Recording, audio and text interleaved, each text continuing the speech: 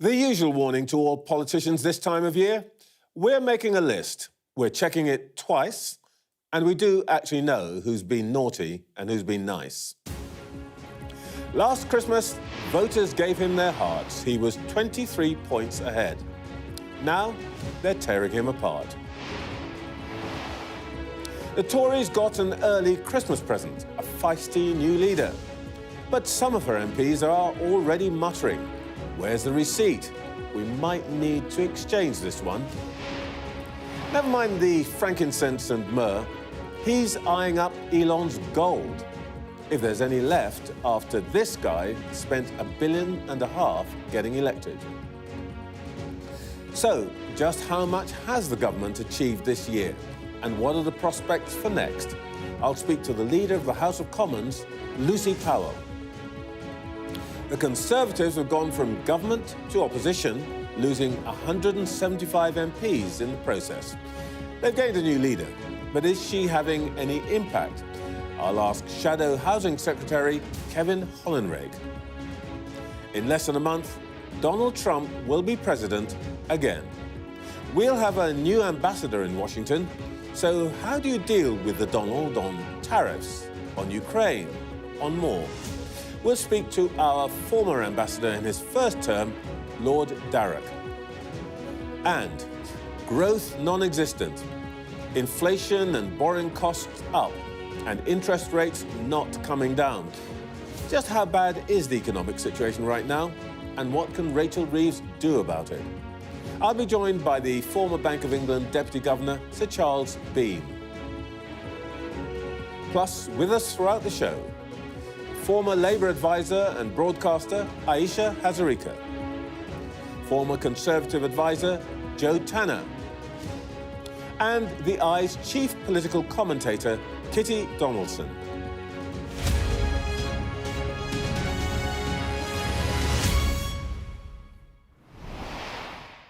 Welcome to Sunday Morning with Trevor Phillips. Charles Dickens did not invent Christmas. Some other people did that 2,000 years ago. But his 1843 novella, A Christmas Carol, did set the pattern for the way we mark the season. Even more important, it helped to define the way we think about urban poverty and inequality. The book's never been out of print, selling over 30 million copies. It spawned hundreds of films, plays, musicals, cartoons and parodies. In the story, a rich old miser, Ebenezer Scrooge, changes his ways after being shown the misery of London's street children by 3 ghosts. He becomes a generous, warm-hearted patron of the poor, everybody's favourite uncle. Dickens wanted to persuade the Industrial Revolution's growing middle classes that they had a responsibility to those less fortunate than themselves. He succeeded. Within months, Parliament had limited the hours worked by children and made daily schooling compulsory.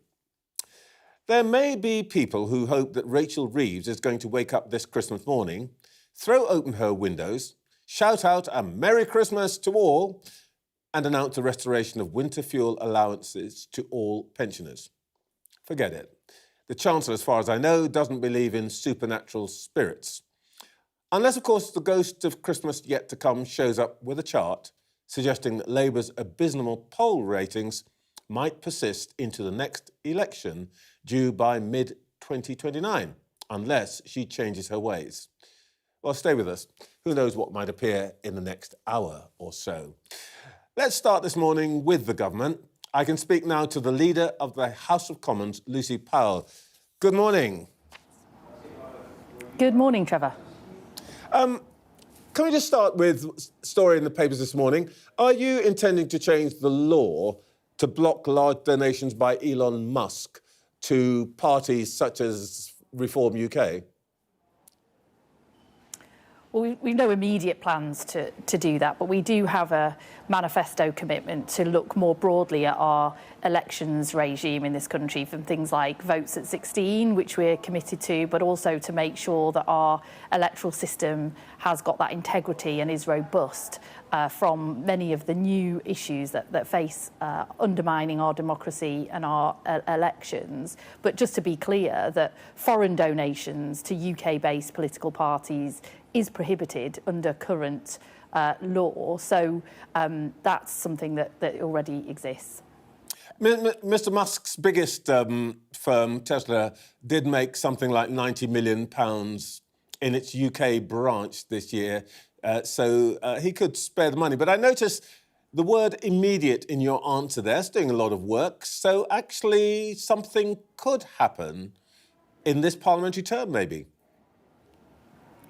Well, we are committed to bringing forward some changes to the way in which elections are run in this country. There will be an elections bill, probably in the next parliamentary session, but obviously we've not made those decisions yet, because we are committed to things like votes at 16, which is in our manifesto. And our manifesto also said that we would look at other issues to make sure that our elections in this country are fair, are robust, are free from many of the issues that are undermining our democracy at the moment, like mis and disinformation, foreign state actors and so on, and making sure that the issues around donations are also fair and robust as well. So to be clear, the bill could contain something on donations. That's very helpful to know. Let's turn to one of the stories of this week. Ministers say that there is no case for compensation for the so-called WASPy women. Some of your backbenchers disagree. Are you going to give them the opportunity to have a debate in the House of Commons and a vote on the issue? Well, you know, backbench MPs can bring about debates in many different ways, and I'm sure we will see that in the new year. That's something that got raised with me quite a bit on Thursday in my business questions session that I do on a Thursday. So I'm sure there will be a debate on this issue. It doesn't have to be voted on in that sense. So this is a government response to the Parliamentary Ombudsman report. But look, I understand people are really disappointed about that decision, but we've had to think about that decision in the round on the very specific issue that the Ombudsman was looking at, which was miscommunication, or was there a case of miscommunication from 2004? And what we decided was that the kind of compensation that the Parliamentary Ombudsman was proposing, which would have amounted to £10 billion, was not proportionate to their findings in that particular instance. Of course, the real challenge that many of the WASPy women and where the WASPy campaign really came from was George Osborne's decision in 2011 to massively accelerate. Before we dump on the Tories, and the Ombudsman wasn't looking at that. I'm just saying that the Ombudsman wasn't looking at that particular issue. That's already been looked at. You are in government now. You are in government now. You put your name when you're in opposition to a Commons motion supporting this campaign. Many of your colleagues were out on the demos supporting them. You knew what the numbers were. Why didn't you tell the women at that point that you weren't going to be able to find the £10 billion? Well, of course, this report was actually published in March this year, just before the general election. We didn't have a commitment in our manifesto.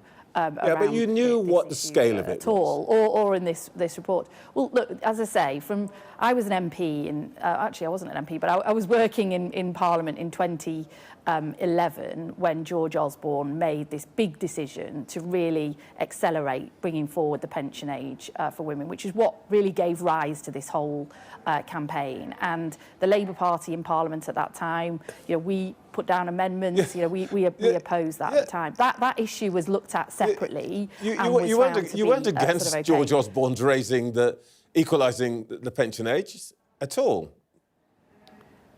We thought that we absolutely raised concerns at that time about bringing that forward so quickly, and obviously that was the thing that caused the campaign, if you like, and the sense of injustice. What we were having to look at what the problem today here as a government. No, hang on a minute. As a government today, what we were having to look at was this particular report that was looking at whether there was sufficient communication back in 2004, and we accepted that, that's why we apologised, that wasn't done properly. But what we didn't and what we couldn't agree to in the context of the public finances, but also as a proportion, something that was proportionate to that findings about miscommunication from 2004 was a £10 billion price tag. But what I would say, and I really do understand people's concerns about this, is that the value of the state pension obviously has significantly increased over that time with the triple lock,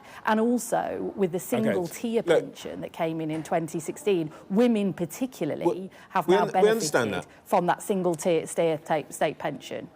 We understand that. Look, but this is an issue of fairness. Last month, your government gave retired mine workers an uplift adjustment to their pensions, which is going to cost the government £1.5 billion.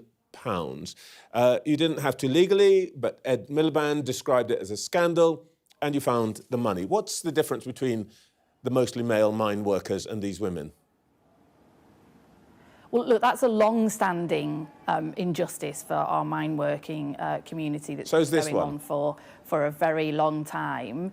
And this, as I say, wasn't actually, the Ombudsman report wasn't about whether the decision to bring forward the pension age in 2011 so quickly, their report wasn't about whether that was fair or not. That's already gone through a process, and it was found to be fair and just at that time. This was quite a specific sort of report from around what happened in 2004 and whether it was communication. And we just got to, as a government, sort of take a decision whether the recompense for that was proportionate to that charge. And it was found that actually 90% of women in 2004 knew that the pension age was being brought forward at that point.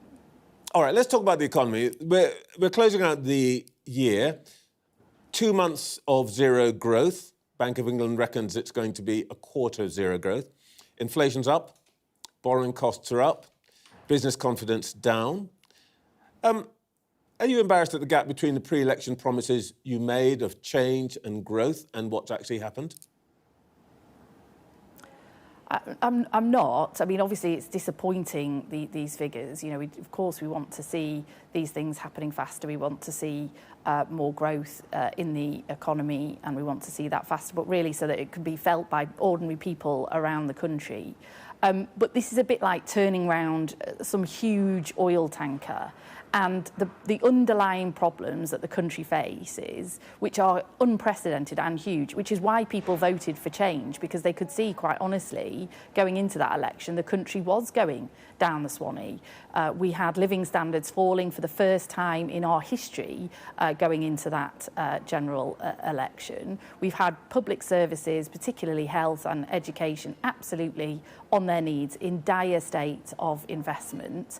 And coming into government, we've had to really take some very difficult decisions. The inheritance and the public finances were even worse than we thought. We've had to take some difficult decisions. If you don't mind... But we are starting to turn that oil tanker around. If you don't mind, you have told me 3 times already this morning that it's somebody else's fault. But the Bank of England Governor, Andrew Bailey, actually said it wasn't that. It was the October budget. He said that growth will probably be zero for the quarter, partly arising out of the measures you took in the budget. And I'm quoting him here. He says, with the heightened uncertainty in the economy, we can't commit to when or by how much we will cut rates in the coming year. He doesn't say this is all the Tories. He says this is your decisions. I didn't say it was somebody else's fault. I said we were beginning to turn. Well, you just said to me 3 times, around. George Osborne and Tories. No, that was in answer to a previous question about WASPI, which was a particular decision that George Osborne took at that time. But we're trying to turn this oil tanker around. And look, we take a fundamental view here about fixing the foundations, which is about trying to bring some economic stability, which means making sure that the budget adds up, which was something that we we didn't inherit. We inherited this big black hole in the public finances, which we had to put right, so fixing the foundations of the economy. But we also have a fundamental view that in order to have a growing economy over the medium and long term, you also have to have a healthy economy and a healthy society as well, because it's no coincidence that we've got 7 million people waiting for an operation in this country, and we've got such high numbers of people out of work, inactive and on sickness benefits and so on in this country. And that's why we took the decision in the budget. It was a difficult decision, and it's had consequences for businesses. I understand that with the national insurance rise, but we took the decision to put a record level of investment into our National Health Service to bring down those waiting lists. Because if you're waiting for a hip operation or something like that, it's incredibly debilitating. You can't work, you can't go to work. And these chronic factors in our economy, lack of housing supply, a sick economy, a sick population, a poor education, poor skills, are what is holding our country back. And that's why our budget had to take these big decisions to get money into the front line of those services. All right. Can I talk to you about a decision which is all yours, and it's nothing particularly to do with the past? List of the new appointees to the House of Lords appeared a couple of days ago. Why is someone who was sacked as Chief of Staff after 100 days, because apparently she wasn't up to the job, being given a life peerage? Well, look, we've appointed a range of peerages. Some people think we shouldn't be appointing any at all, because we are reforming the House of Lords, but that is going to take time as well. And we've got the Hereditary Peers Bill going through Parliament at the moment, which will abolish hereditary peers altogether, something that's long overdue. And that big programme of reform of the House of Lords will continue. But in the meantime, we've got to try and get our business through both houses. So we've got a big majority in the Commons, and we don't have a majority at all in the House of Lords. So every government that comes along needs to appoint new peers, and that's what we've done. And look, Sue Gray has got one of the things we've also changed is that now people have to put a citation in for why someone deserves to have a peerage. Sue Gray had a very, very long and esteemed career as a senior civil servant. She did I worked very closely with Sue for the year but that she was Chief of Staff in opposition and into that transition into government, and she did an outstanding job in getting our government prepared to govern, and I think she deserves the peerage. The reason I'm asking you this question, not to be smart, Alec, but the point is, you made a great deal of play when you were in opposition about the previous government appointing people because they were part of the then Prime Minister's circle and so on and so forth. And I wonder whether there's any part of you that has any pause for thought that it might look to the untutored observer that you're doing exactly the same thing that you criticised others for. Well, I'm not sure what criticisms particularly were put in there, but there were general Boris questions Johnson, being asked probably by the media the two young peers around appointed, others. you were all over it. Yeah. Well, you said they weren't worthy of it. Right. I don't know that I did. But look, I think the point being that what we've now brought in is a system where you do have to put a proper citation in about why someone deserves a peerage. And what tends to happen with House of Lords appointments is it's people sort of in the twilight of their career, if you like, or later in the career. Ayesha is one of the exceptions. I know she's in the studio with you today. But people later on in their career bring all that expertise and that experience of whatever they've done in their past to being a scrutineer in the House of Lords. And as I say, Sue Gray has got an immense CV that I don't think many people could argue with. But on your wider point, you're absolutely right. We need to reform the House of Lords because this is not the kind of a system that people think works all that well. OK, Lucy Powell, I'm so sorry to have to stop.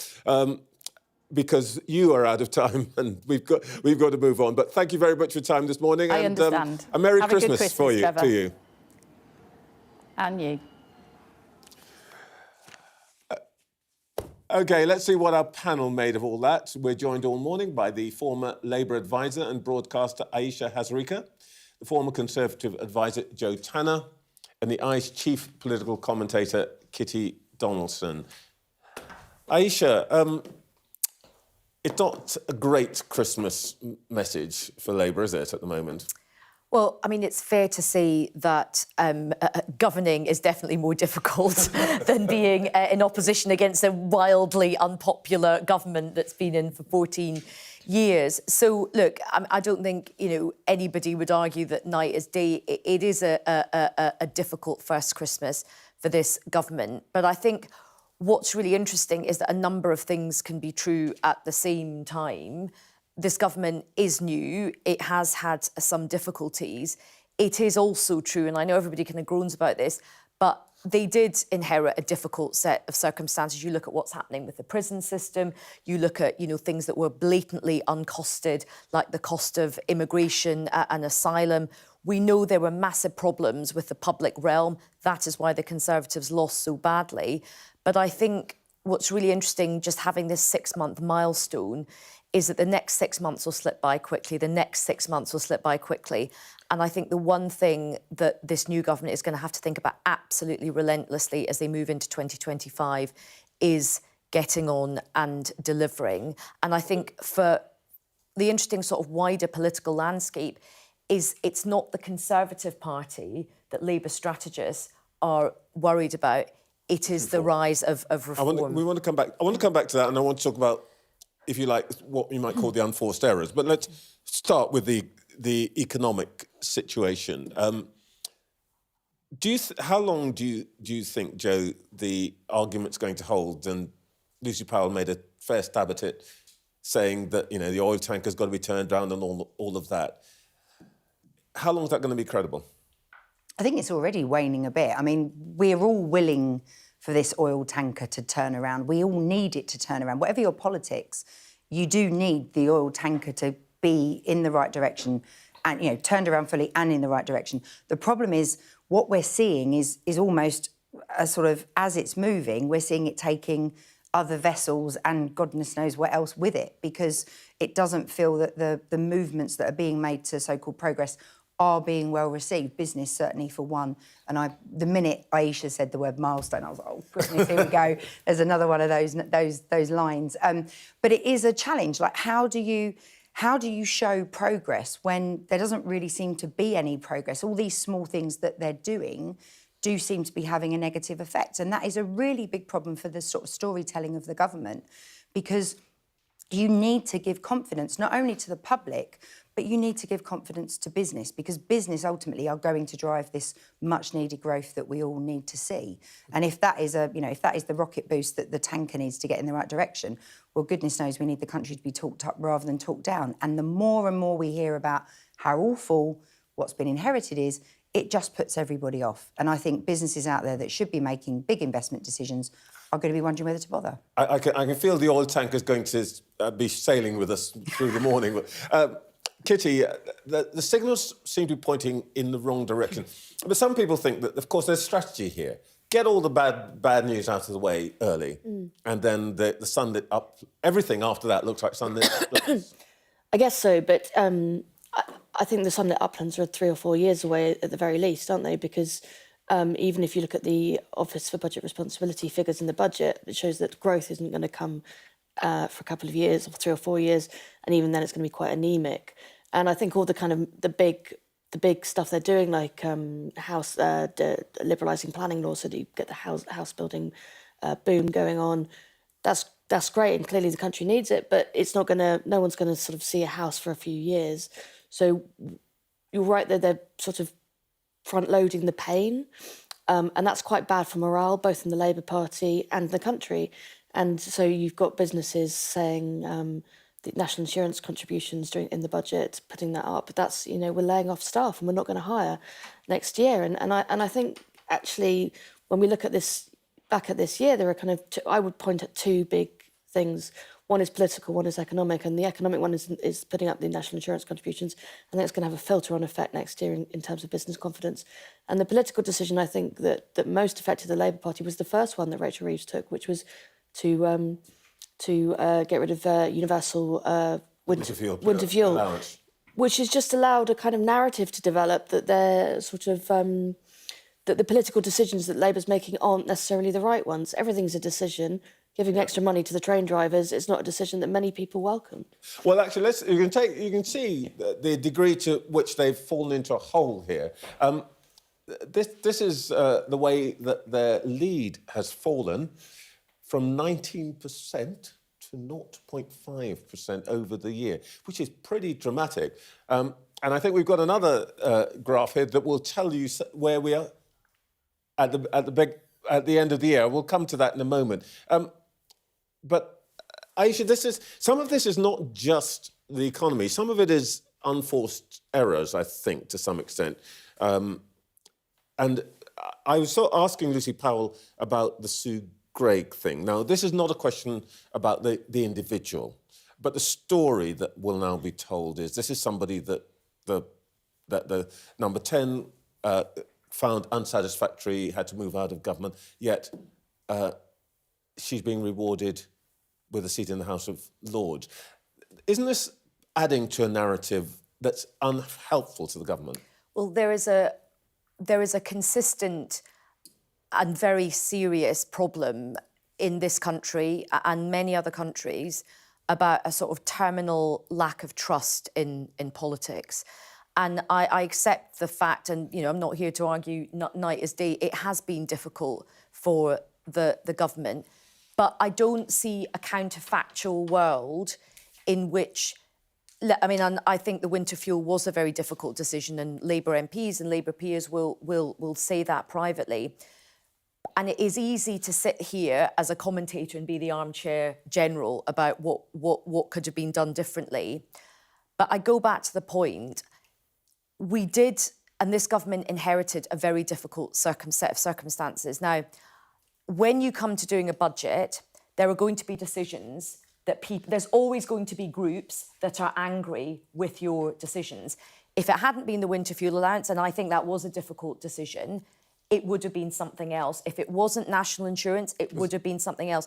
So I think the reality is there's no easy win for a new government coming in. And I say this, look, I accept the kind of eyes rolling a bit when, you hear Labour ministers just going on and on about the Tories. But I would just urge one thing. Let's not all have collective amnesia about where we were in the run-up to this general election, where we would come on programmes like yours, people would come on my radio show as well, and absolutely rant about the parlous state of this country, from not being able to get a police officer around your house if you were burgled, to not being able to see a GP. Now, those things don't just disappear because you've got a new change of government. So, again, I'm not saying everything has been perfect, but you cannot just wave a magic wand and everything's going to be fixed. Do you think part of the problem, you've been an advisor, I've been an advisor, you must feel a little bit that it's part of the expectation management, saying we're going to achieve change. It was a big promise, and that's one of the problems in elections, right? It's much easier to your point earlier, it's much easier to have a big narrative that everyone can get on board with, but then actually taking people through that journey, and even your own side. You're sitting as a Labour peer. That's a challenge, isn't it? That you've then got to sort of almost nod these things through, even though you recognise they're painful. Like, that is, even keeping your own side together is part of the problem, let alone the public. That's absolutely true, and we've both been advisors, so we know what that's like.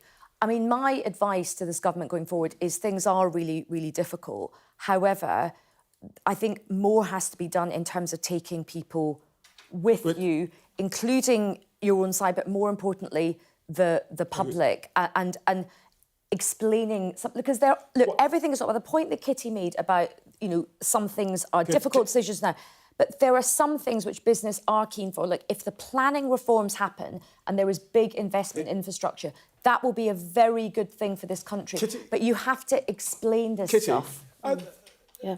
Why do you think that it's so difficult for Labour, which, let's not forget, 411 seats, huge majority, to break out of this narrative? I'm wondering if part of it is the feeling that we had one Labour Party before the election, and after the election, something else. We're hearing something very different. It's not... there are papers which are routinely hostile to the left. Yours is not one of them.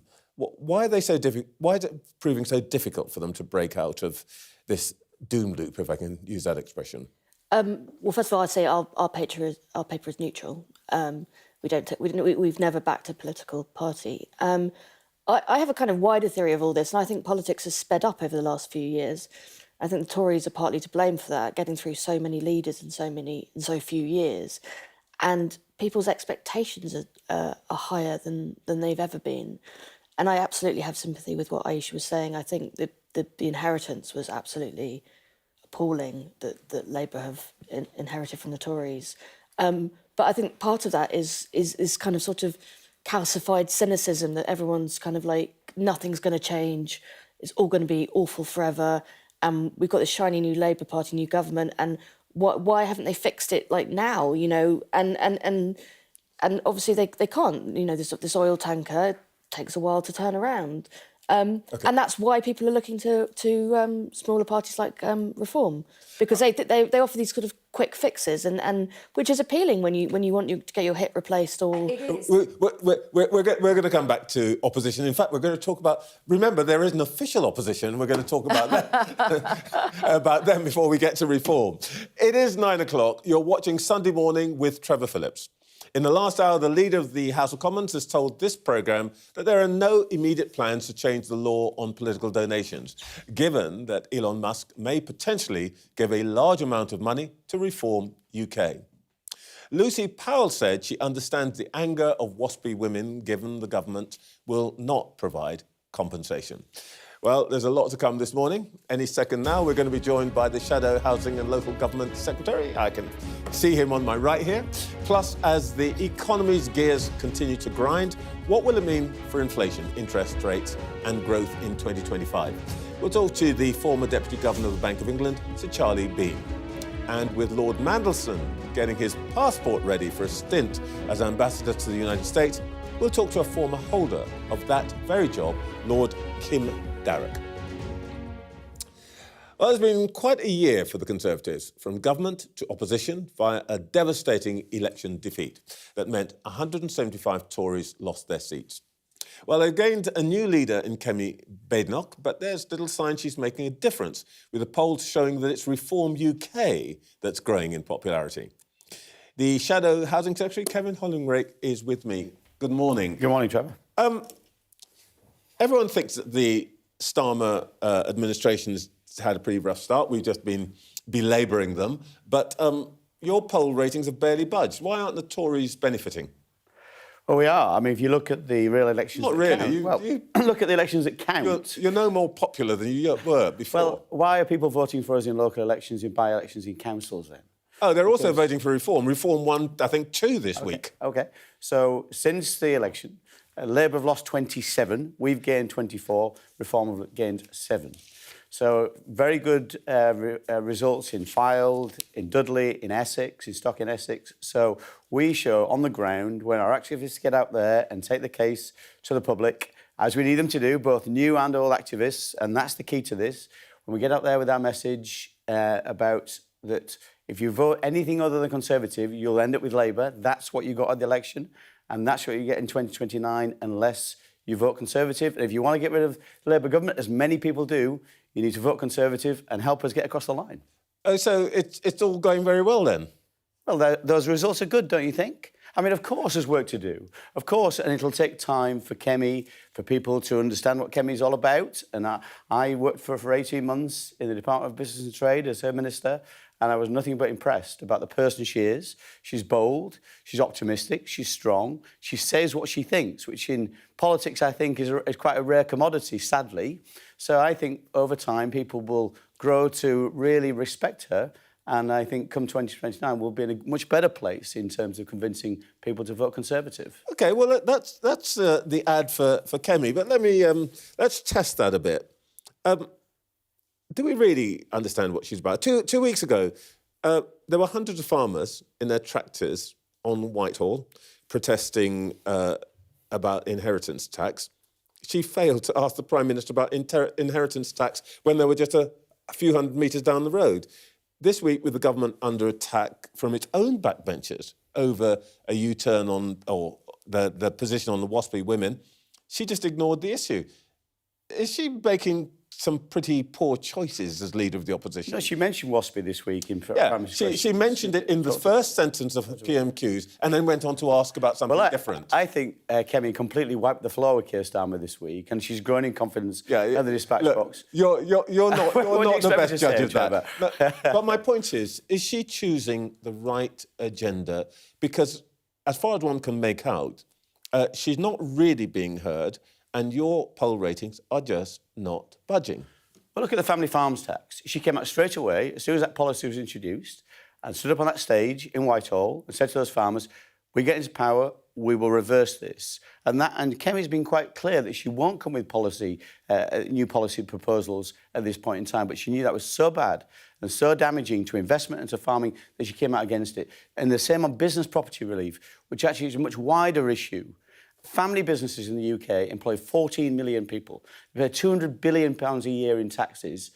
And the Labour government is going to say to those family businesses, if you pass it on from one generation to the next, you're going to pay a huge amount of tax. Totally wrong. Will damage investment. The CBI said it'll cost our economy £9 billion and 125,000 jobs in this Parliament. Kemi's come out and said she'll reverse that policy also.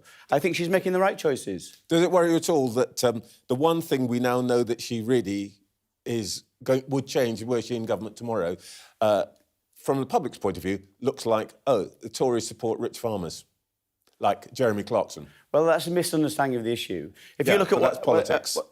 Well, that's not a good thing. That's why I'm pleased to be here to put the record straight. So in my constituency, I've got a family farm. It's been in the family for generations. 350 acres, not some wealthy scheme to avoid inheritance tax. They make less than £50,000 a year. Their tax on that farm will be £500,000. It would take them 12 years to pay that tax amount off just through profits. How can that be right? For them to actually sell, they'd have to sell land, a third of their land, to pay off that tax bill. That family farm in 2 generations has gone. It's totally the wrong thing to do, and that's why we're opposing it. Well, look, let's deal with what is probably really happening on the ground. The one party which seems to have benefited over the last year, or last 6 months at least, is the one party that's sort of come into being within the last year, and that's Nigel Farage's Reform Party. They've taken 1 in 5 of the people who voted for you in July, according to the latest polls. Is the Conservative Party on its way to becoming the junior party on the centre-right? Absolutely not. And I understand why people didn't support us the last election. We did many things right. We didn't get everything right. But certainly on migration is something we did not get right. We didn't have the levers of power in terms of migration until 2020. We set the bar too low in terms of legal migration, and we struggled with Labour in terms of opposing our measures to control illegal migration. But we've committed, we will get those things right. We've got the levers at our disposal now. I understand people didn't trust us at the last election, but I do think when they see the policy proposals come forward, I think they'll trust us at the next election. Well, let's leave aside the 14 years you had to get people to trust you. Let's just talk about now. We did many things right in those 14 years. I can list them if you want. I just said let's leave it aside. Let's talk about now. Is what you've just said an indication that you would move towards the position that Reform has taken on migration of net zero, and that you would agree with what Priti Patel, Shadow Foreign Secretary, said this morning, that at some level you're going to have to reach an accommodation with Reform? Well, we've said we'll set a cap, which is the right thing. That cap will be set by Parliament, so it's in law, so people will have confidence. Could be zero. I don't know what the cap will be yet, so I'm not going to speculate on that cap. So it'll be much, much lower than it is today in terms of migration, quite rightly. But the Home Secretary, the Shadow Home Secretary, Chris Philp, and Leader of the Opposition, Kemi Darroch, have said there will be a cap, and it'll be something people have confidence in. But also we need that deterrent, which Labour have scrapped in terms of the deterrent for illegal migration, which was working and has worked in other countries. So the word you're missing there is Rwanda, right? Rwanda, but Australia is another word you're missing perhaps because it worked in Australia. So we will bring forward a deterrent of that nature.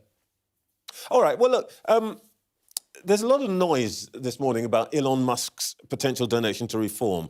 Anything from $20 million to $100 million being reported. Should the government prevent such a donation? I don't believe so. That's his money to spend. I think as long as it's legal, and I think it can be spent through, it can be donated to a UK company, which is legal.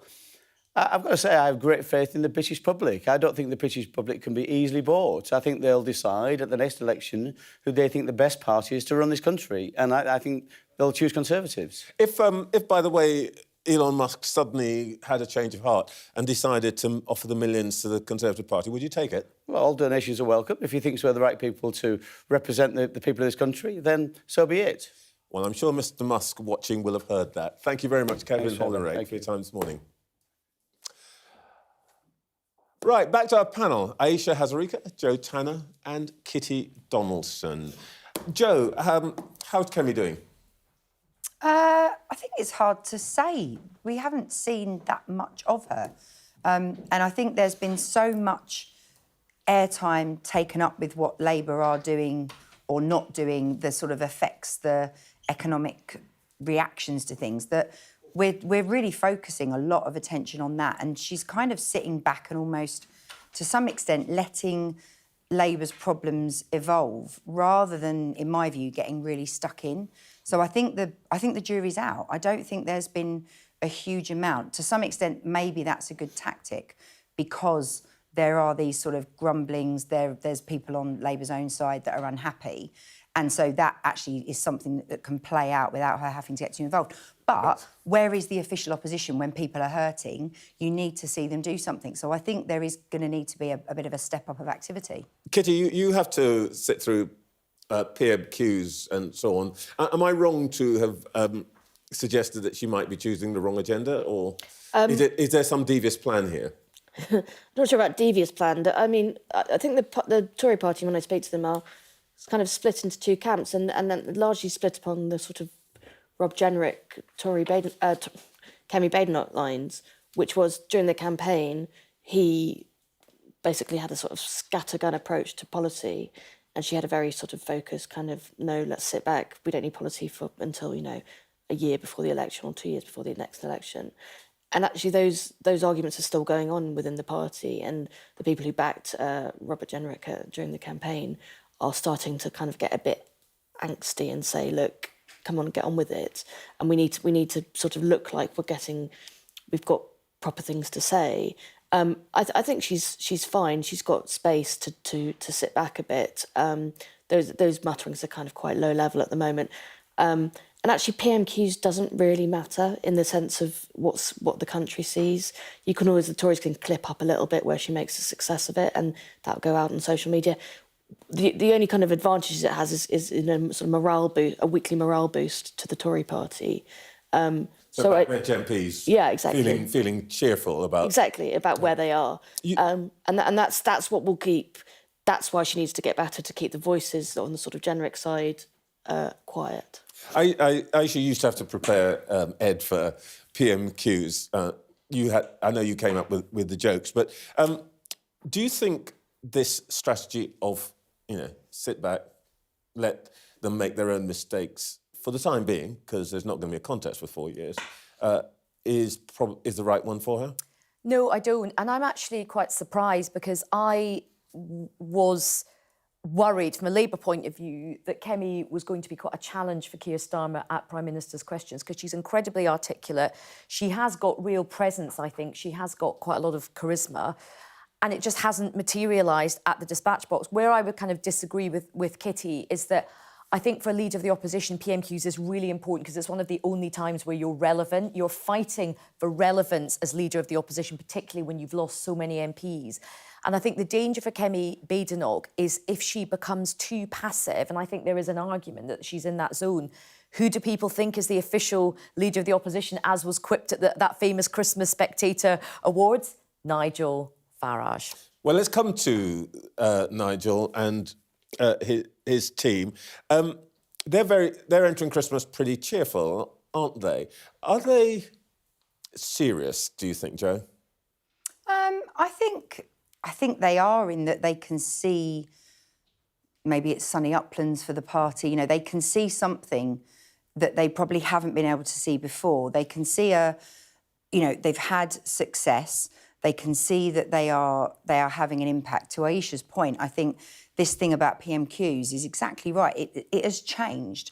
The need to have content being pumped out across social channels when you've got such an incredible communicator like Nigel Farage, who can, stand in the middle of the road and start talking, and it will end up somewhere. We'll and they all say, in hear fact, about his it. social media was the most successful Exactly. during the election. And that is the thing that is the challenge now, because he will get airtime, he will say things, and you'll have the bloke on the street saying, oh, I think Nigel was quite right about that. Oh, I think Nigel's talking sense about that.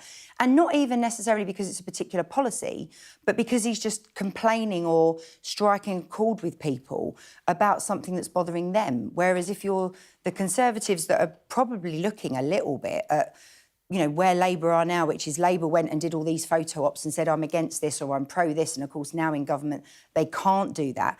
The Tories are probably thinking, well, let's be careful which side of the fence we jump on things, because we might have to deal with those in a few years. So Nigel sort of does this, doesn't put forward a policy necessarily, but just says something. And everyone goes, oh, actually, yeah, that's what he's been doing. That's what his career's been. And I think that is where things will... you can get away with it. Yep. The challenge will be, as you get nearer to an election, will they have the processes to vet the right candidates? They struggled with this election. Will they manage to put forward people that can actually do something and make a difference in the longer run? I mean, I agree with a lot of what Jo has said. I mean, Nigel Farage's great attraction, I can't believe I just uttered those words, is that he's a great political disruptor. He's a great political influencer against the sort of managerialism of the two main parties, because, of course, they are the ones who have been in power for a long time, and now you have a new government in power. The Reform Party is in this sweet spot where it's not anywhere near power at the moment, so we can do loads of emoting, it can do loads of connection. What will be interesting, though, is next year... Yeah. In terms of... And I think the one thing that I do wonder about Reform, and I've had some Reform people say this to me, there will be more scrutiny on their policies, as they, their big plan was to just get rid of the NHS backlog in 2 years. I mean, well, we'd all love to do that, but how do you sort of do that? And I think...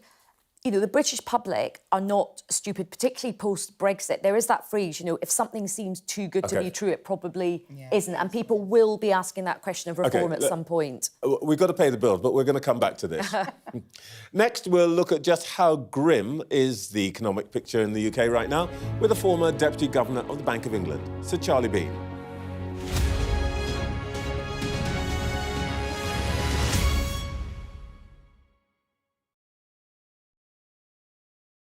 I'm David Blevins, and I'm Sky's senior Ireland correspondent. It takes 60 minutes to cross the Irish Sea. It took the British monarchy a century. I've spent 30 years reporting the journey from conflict to peace. The political parties of Northern Ireland have reached agreement. If there's anyone who might know how to fix Northern Ireland's devolved government, it's the American architect. Changes in circumstance require changes in approach. The end of the political stalemate, the start of a new chapter for Northern Ireland. I confirm that I am willing to take up the office of First Minister. My election to the post of First Minister demonstrates the change that's happening on this island. Catholics and Protestants on different sides, now facing the same threat. If we both contract COVID-19 and end up in hospital, religion's nothing. People here are adept at finding hope amid adversity. That's the spirit of a place that punches way above its weight. We help you understand the world with us. A toxic blue-green algae now poisoning Lough Neagh. It's breaking your heart what has happened here. It is. This is a vital resource, a national treasure, now fighting for its very life. They are effectively surrounded by Northern Ireland, and that makes this the most unlikely of international frontiers. If there's a hard border, I think it'll cripple the country. Winter is coming. Welcome to Winterfell. It's an iconic location in this globally acclaimed drama. Ophelia was the most powerful hurricane this far east in the Atlantic on record. Sky News, the full story first.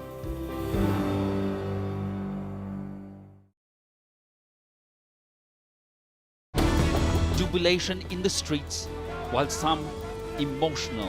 This is a political victory for Prime Minister Modi and his Hindu Nationalist Party. I'm Neville Lazarus and I'm Sky's reporter based in Delhi. Companies like these are helping India in its trajectory to be a serious player in space exploration. Sky News, get the full story first. We've got your Sunday mornings covered. From the front page and the sounds of the streets to the voices of the people who make the major calls and big picture politics beyond Westminster. We'll put you at the heart of our story. A new start to Sunday. I'm ready. Are you? Join me, Trevor Phillips, Sunday mornings on Sky News. Play Sky News. From the Sky News Centre at 7. Now that you're up to date, we can go into a bit more detail. Things can change incredibly quickly. Taken by surprise. Have you ever known a moment like this in British politics before? Yes. Cheers. We'll start with breaking news. Let's get the latest on the ground. So, by the end, we'll hopefully all understand what's going on in the world just that little better.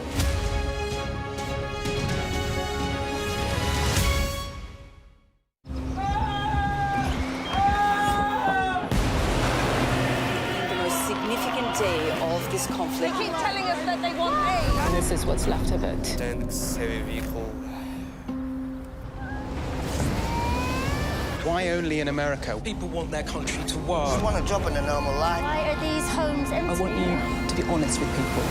That has happened within minutes. Sky News, the full story first. Free wherever you get your news. We've now had 2 months in a row of figures showing the economy contracting. The Bank of England says there will now be no growth in the last 3 months of the year. It blames the budget for that. Meanwhile, inflation's up, so the bank isn't cutting interest rates as quickly as people thought it might, and government borrowing costs are the highest they've been for a long time. It's a pretty grim picture for Chancellor Rachel Reeves. I'm joined now by the former Deputy Governor at the Bank of England, Charlie Bean. Morning. Good morning. How significant a signal do you think these last 2 months of no growth are? Well, it's always dangerous to read too much into 1 month or a couple of months' figures. I think it's fairly clear that the economy has been stagnating round the back end of this year. The question is that just a short-term response to all the doom and gloom that was running into the budget, or is it a harbinger of pretty stagnant growth going through next year? And the jury's out on that one. The budget itself actually adds quite a bit to demand going forward because of the planned increases in investment and in public current spending as well. But against that, particularly the increase in national insurance contributions has probably hit businesses, particularly businesses paying employing relatively unskilled labour, because the bit of the national insurance increase that's, I think, particularly significant is the reduction in the threshold at which employers have to start, so that you're bringing quite a lot of low-paid labour into the net. And businesses can't respond by cutting those workers' wages because they're already near the national living wage floor. And what you'll see in response, therefore, is businesses either trying to push it through in prices or cutting their employment and potentially also cutting some of their investment, just not operating at such a scale. So if they cut investment, they won't even be able to replace those workers with robots? Yeah, no, absolutely. I mean, there may be some businesses that say, well, let's replace them with, as you say, robots. But for some businesses, they'll just decide, I can't operate at the scale I wanted to. So essentially, the economy has taken a hit to the supply side from the budget, as well as some stimulus to demand. We're also seeing the borrowing costs, technically speaking, the 10, in fact, 30-year yields on lending to government going up, inflation's heading upwards. Could the government do anything to stop that trend? Because that's going to mean that it's spending more on borrowing money. Indeed. It does take time for higher long-term interest rates to feed through into debt interest. But over time, it will be adding to the government's costs. At the end of the day, what they need to do is preserve markets' confidence in their following sustainable fiscal plans. Clearly, one of the things they were very worried about going into the last budget was a repeat of the Liz Truss Kwasi Kwarteng episode, and we're bending over backwards to avoid a replay of that. And it's fair to say that some of the rise in long-term rates that we've seen is not really connected with just the UK. It's also what's happening in global markets, and particularly in the US, where there's just generally upward pressure on long-term government bond rates because market participants basically see looser fiscal policies in many countries around the world, including particularly the US. Do you think the mood music that we've heard from the Prime Minister and the Chancellor is part of this picture? Because you talk to people in business and they say that the fall in confidence that's measured by various regular surveys is partly to do with the messages coming out of the Treasury and out of Number 10. I think there's some truth in that. I mean, the government was between a bit of a rock and a hard place here, in that obviously it wanted to put as much of the blame as it could on the previous administration, and that resulted in the doom and gloom running into the budget, and that narrative still persists to some degree. As I said earlier, I think that was compounded by choosing to levy the extra taxes necessary to pay for higher current spending by putting it onto business. It would have been better if it had been put directly onto households in terms of higher income tax. But of course, that would have run against their promises during their campaign. So there's this tension between what would be economically a better way forward and what the politics dictates. Well, the upshot of all of this, of course, is what's it going to do to growth? Now, who knows? As you said, it's hard to tell. But let's have a look at what forecasters are saying.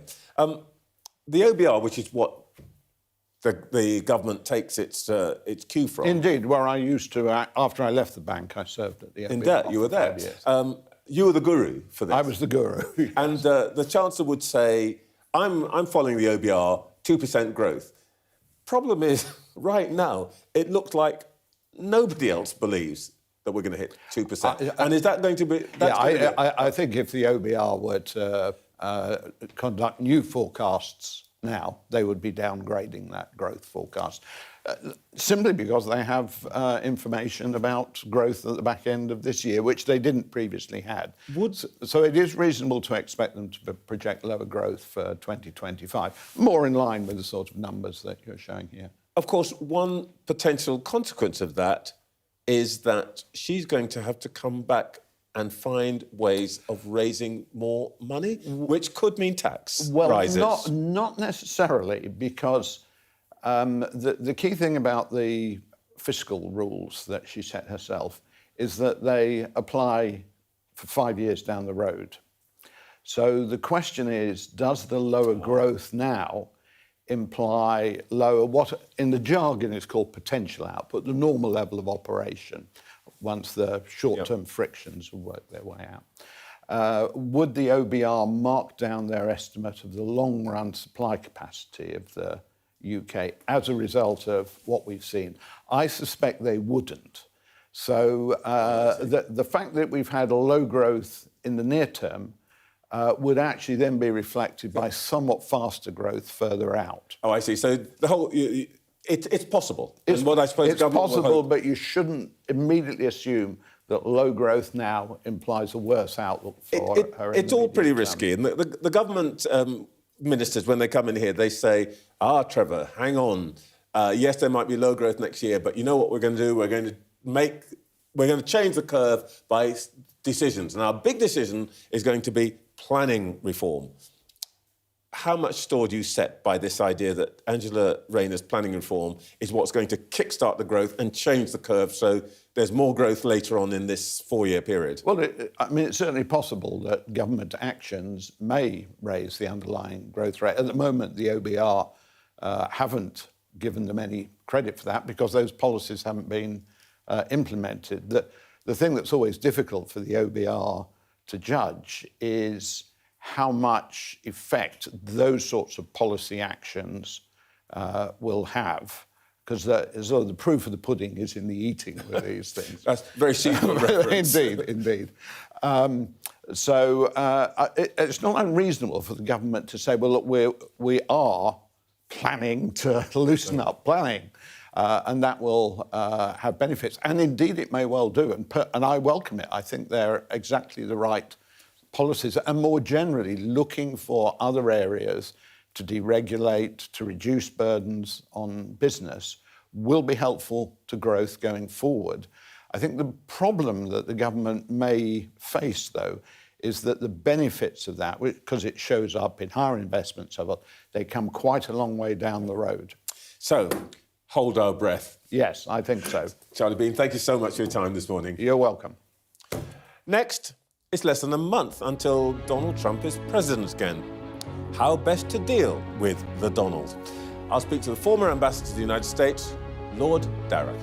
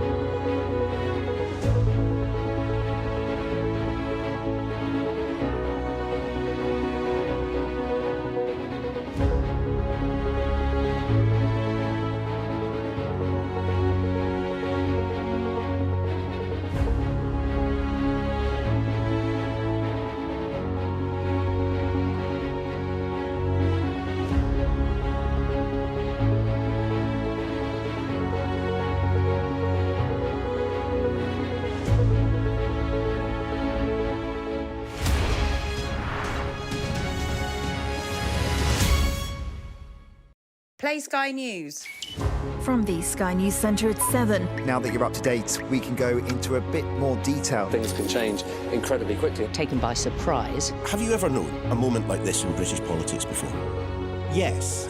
Cheers. We'll start with breaking news. Let's get the latest on the ground. So, by the end, we'll hopefully all understand what's going on in the world just that little better.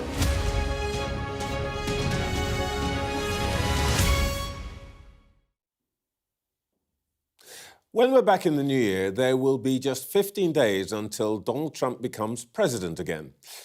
Lord Mandelson will become our man in Washington, and he's likely to be very busy making the British case over tariffs, NATO and Ukraine. The incoming president says he'll stop that conflict, but Europeans are nervous that that means Putin keeping the land he's stolen. Kim, Lord Darroch, was ambassador to the United States during part of Donald Trump's last term, and he joins me now. Good morning, Lord Darroch. Good morning, Trevor. Lord Mandelson heads to Washington in January. Is that a good call by the Prime Minister? I think it is. I think of the candidates whose names were out there, and I don't know if they were all actually candidates or not, then he was the best choice. And look, Trevor, he clearly wanted the job. He was out there in public saying what he would do were he to get it. And he has a background as a trade expert. He was Trade Minister in the UK. He was EU Commissioner for Trade.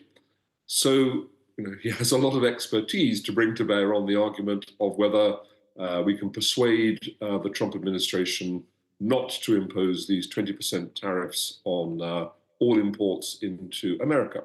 Plus, he's a very experienced politician. He was the architect of New Labour, so he's been around.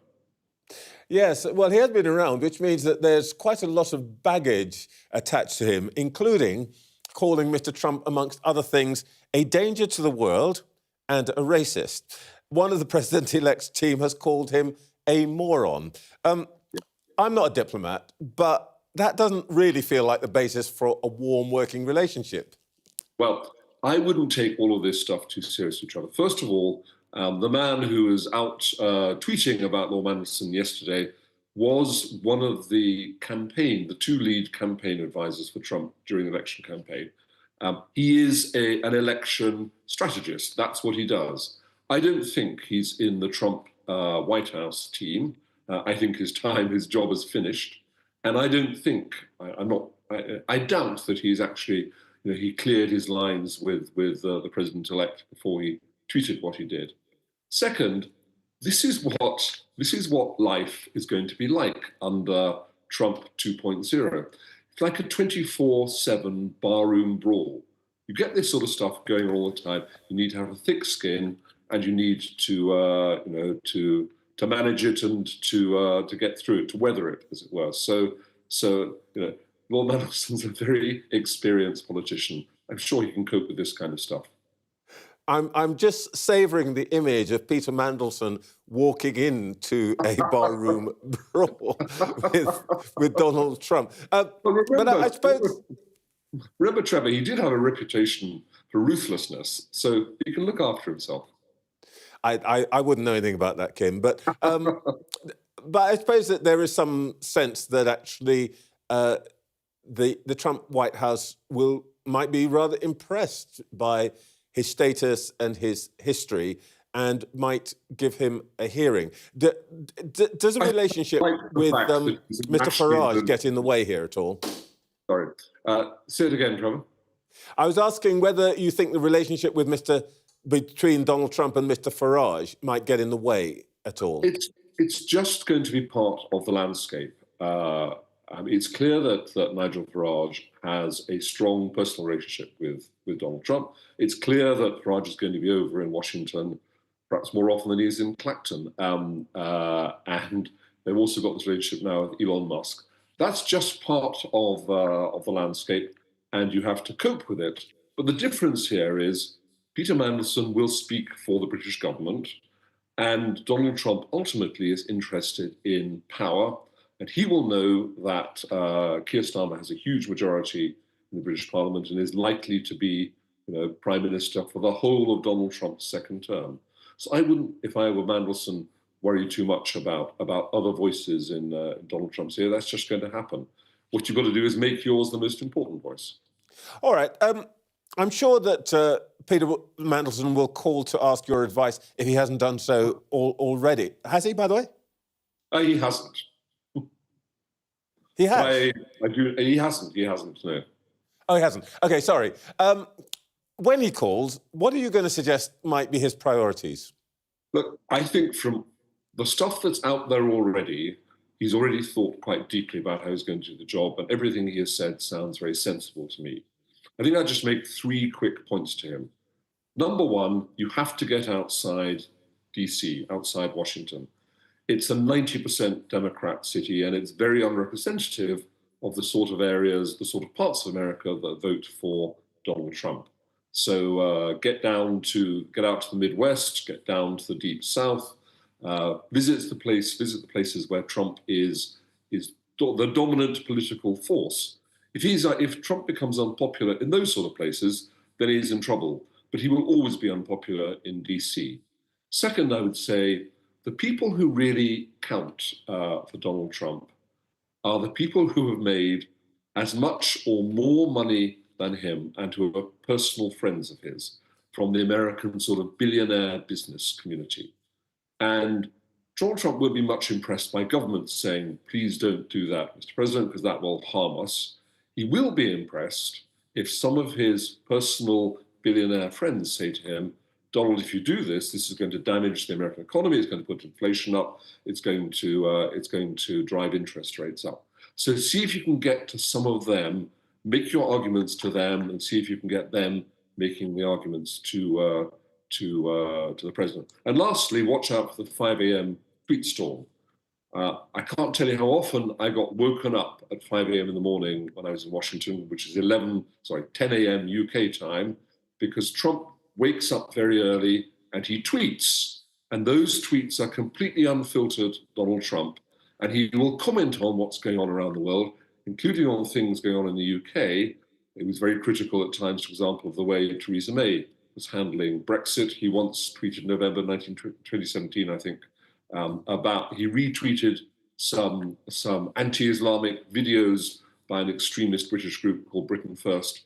These all get to be instantly big stories in the UK. You need to be prepared for that and just find ways of getting through them, being firm about the British position, being critical if you think that Trump shouldn't have sent them, managing them. What an excellent primer, Kim. Of course, what we are, I think, particularly concerned about, there's trade and there's probably NATO. So we've got 45 seconds left. What do you think he needs to tell the White House about NATO? Because Trump thinks, basically, we're free riding on the Americans' defense capability. Tell Trump that NATO is one of his triumphs from his first term. When he started, there were only 5 or 6 countries at 2% of GDP. There are now 20, and the others, the remaining 8 or so, are on their way. So this is a victory for Donald Trump. Tell him to take his victory lap at the first NATO summit. And on tariffs, tell him his tariffs idea will put up inflation and interest rates in America and will be bad for him. OK, flattery and self-interest work. Kim Darroch, thank you so much. Now I see why you're a successful diplomat. That's very kind of you. Thank you. All right, in just a moment, we'll hear once again from our panel.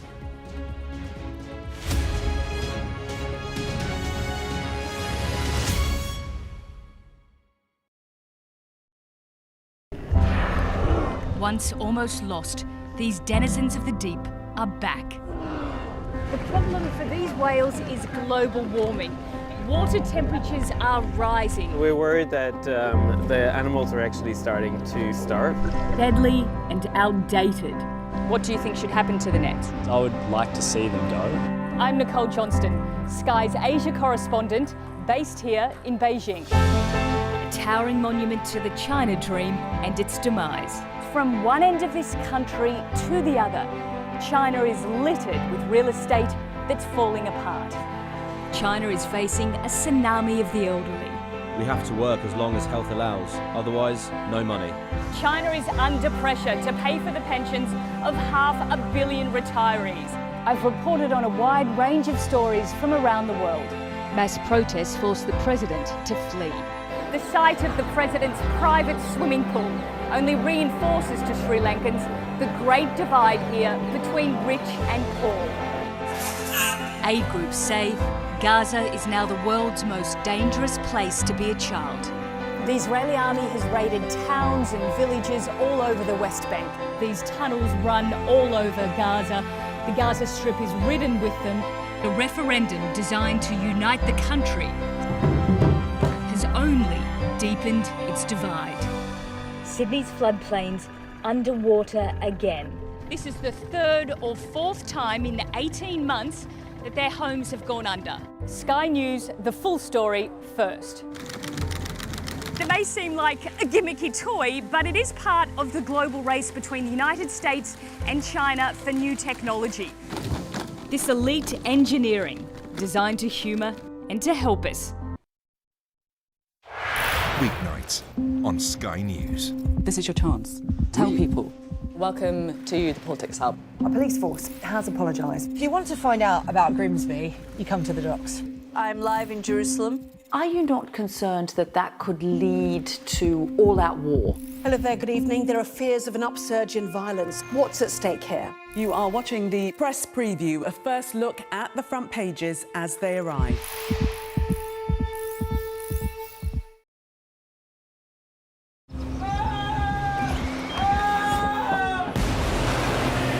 The most significant day of this conflict. They keep telling us that they want aid. And this is what's left of it. Heavy vehicle. Why only in America? People want their country to work. Just want a job in a normal life. Why are these homes empty? I want you to be honest with people. That has happened within minutes. Sky News, the full story first. Free wherever you get your news. Jubilation in the streets, while some emotional. This is a political victory for Prime Minister Modi and his Hindu Nationalist Party. I'm Neville Lazarus, and I'm Sky's reporter based in Delhi. Companies like these are helping India in its trajectory to be a serious player in space exploration. Sky News, get the full story first. Back to our panel, Ayesha Hazarika, Joe Tanner and Kitty Donaldson. Before we actually get into proper politics, let me just show you something. On the right, Lord Peter Mandelson. On the left, do you know who that is?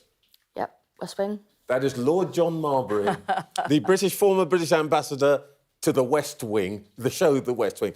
Don't you think there's a similarity? Life imitating art. I'm on Twitter, on X, as a straight tie, and that tie would be bothering me immediately. It's very wonky.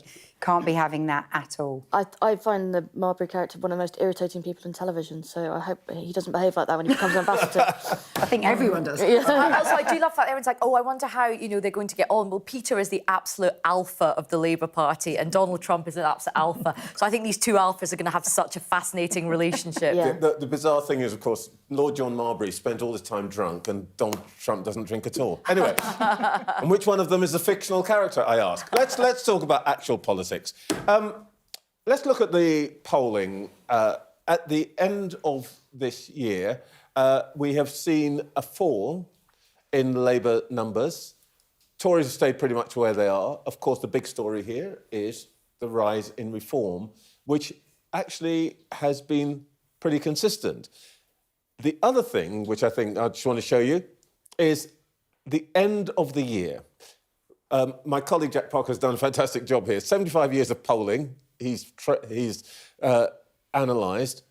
Labour has never finished this far down at the end of the year, 26.6%.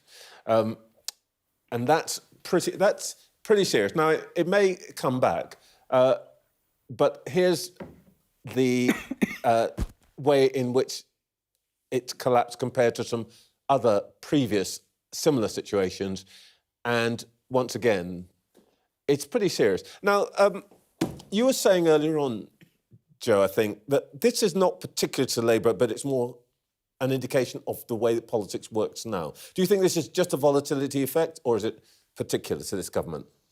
Well, I think it's a degree of expectation management, and it's about what people think is going to happen, what they want to happen, and where they actually are at the moment. The challenge ultimately is that I think the expectation was set so high because that change narrative was about we're going to make things so much better for you.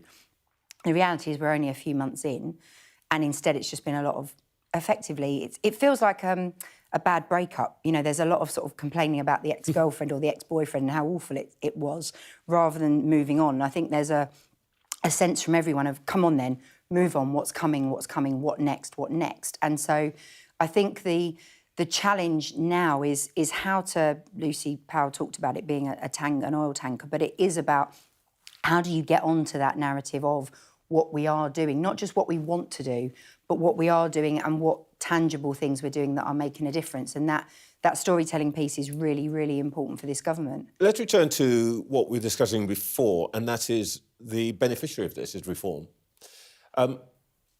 We've seen this to some extent, Brexit Party, before UKIP, Nigel Farage has been in this 20% zone before. Do you think this is different, Ayesha, or is this just a temporary thing? Well, I think it kind of collides with that feeling of dissatisfaction in mainstream politics. So I think a lot of people who are very kind of cross with the big two parties can look to Nigel Farage as a great protest vote. And I think what's going to be interesting at the May council elections, and there are going to be some mayoral elections as well, that's going to be obviously a test for Keir Starmer and Kemi Badenoch, but it's going to be a big moment for reform as well to see, look, you know, what damage can they do? And the things that I would be looking out for is particularly what's going to happen with Lincolnshire, because there's going to be a mayoral contest there. Dame Andrea Jenkins has defected from the Conservative Party. They stand a good chance of winning there. So again, that is where this disruptive kind of narrative can set in. But the one thing I would say is, look, I understand this polling, it is very, very interesting. And yes, this, of course, does not look great. We have just had a general election, and I think we do sometimes forget. Labour did, yes, it might have been on a sort of a shallow percentage of the vote, but Labour has got over 400 members of Parliament. Sometimes, you know, when we're doing this commentary, we speak as if it's curtains for Labour and it's all over and that Labour's had the worst time ever. Labour's just had its best ever election result for a very, very long time. And we're just talking in terms of the things that I think Labour's got to do, particularly to ward off reform, is speak about the bread and butter issues that people care about. Getting to see a GP, like Wes Streeting had an announcement yesterday about bringing back the family doctor. Talk about those kind of things. People want to be able to see a dentist, a police officer. Bread and butter issues. I've got the McSweeney message. Go on. The Hazarika message. Let's end the year. Let's look back and look forward quickly. Kitty, your moments of the year.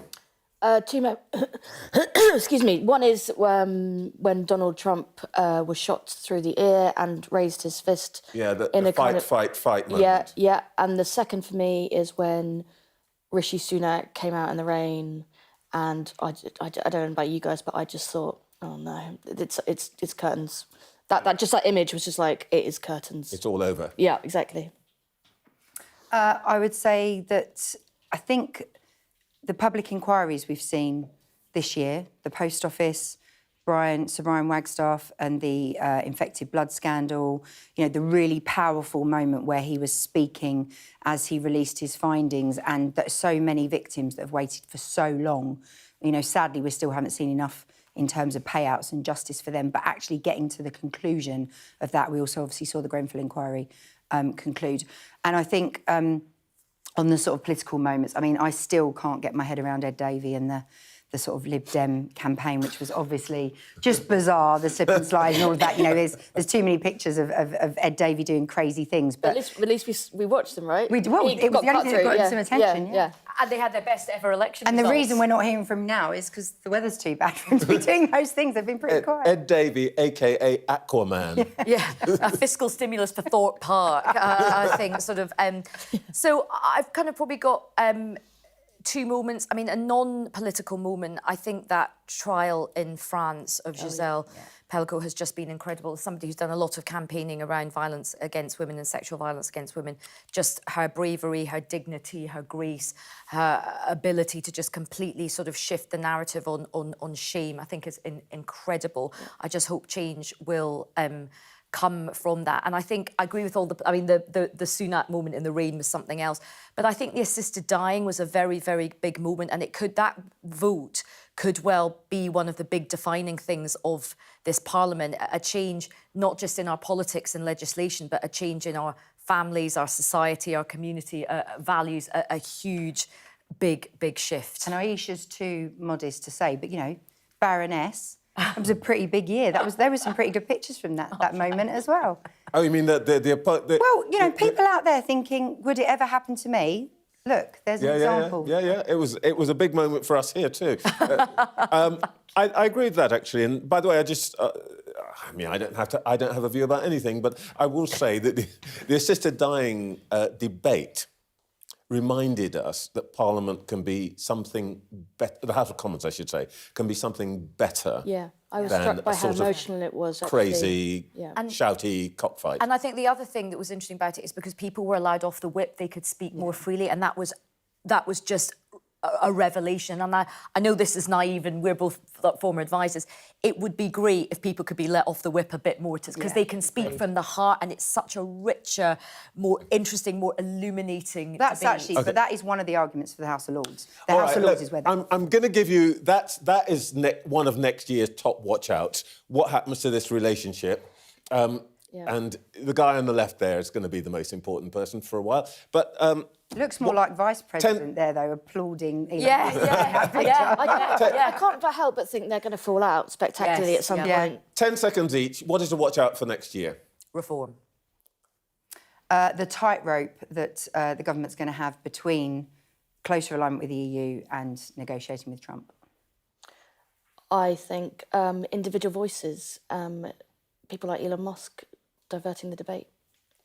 No doubt we will be discussing this endlessly, hopefully with all three of you at various points during the next year. Thank you so much for your time.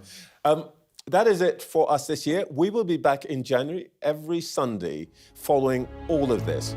Until then, Merry Christmas, Happy New Year.